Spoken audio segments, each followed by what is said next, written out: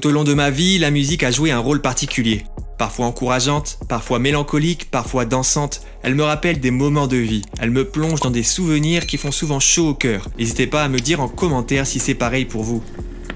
Dans cette vidéo, je vais vous parler des 10 albums qui m'ont le plus marqué dans ma vie et qui ont forgé ma personnalité musicale. Ne soyez pas étonnés de voir dans cette liste des albums dits séculiers, car elles représentent la gamme de toute une vie et ma vie chrétienne est plutôt récente. D'ailleurs, n'hésitez pas à me dire en commentaire quels sont les albums qui ont marqué votre vie.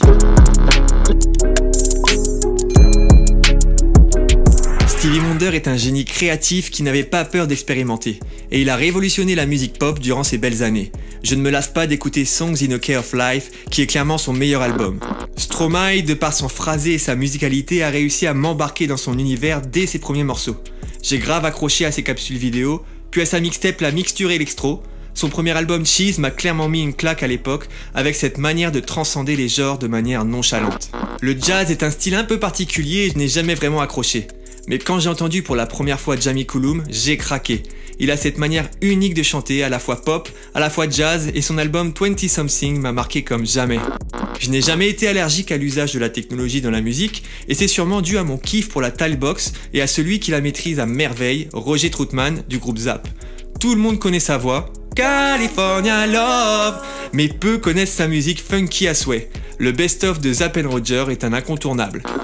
Je vais rarement à des concerts, mais pour lui, j'étais obligé. John Legend et sa voix de crooner flirtant avec la soul et le R&B a bercé mes années d'étudiant, et en 2006, lorsqu'il est venu à l'Olympia, j'ai eu la joie de l'entendre en live. Son premier album Studio Get Lifted est une pépite du genre. Je crois que la première fois que j'ai pleuré en écoutant une chanson, c'était une chanson en live de Lauryn Hill sur son DVD Unplugged.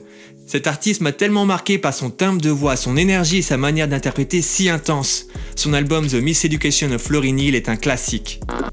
Je l'ai d'abord connu en tant que producteur, puis il a sorti College Dropout. Et tout a changé pour lui.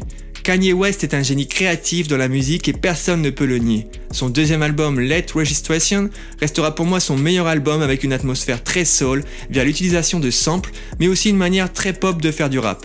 J'aurais aussi pu mettre dans la liste 808 Heartbreak, que j'ai trouvé ultra novateur à l'époque. La douceur, ça fait du bien parfois.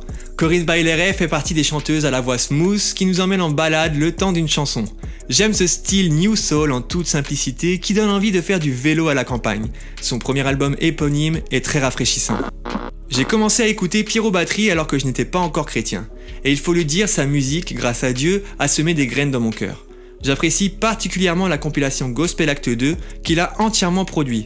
Ce projet rassemble de nombreux artistes et le contenu est musicalement varié et surtout très bon.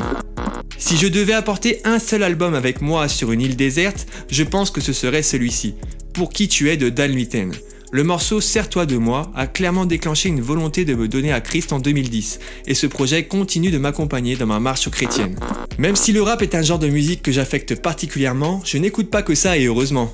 Comme vous avez pu le constater dans cette vidéo, mes goûts sont assez larges. Si j'avais voulu vraiment présenter toute la largeur et la longueur de ce que j'aime, il aurait fallu vraiment un top 100. Merci d'avoir suivi la vidéo jusqu'ici, j'espère que vous avez aimé ce format. Je vous invite à lâcher un max de pouces en l'air pour soutenir la chaîne et bien sûr à vous abonner.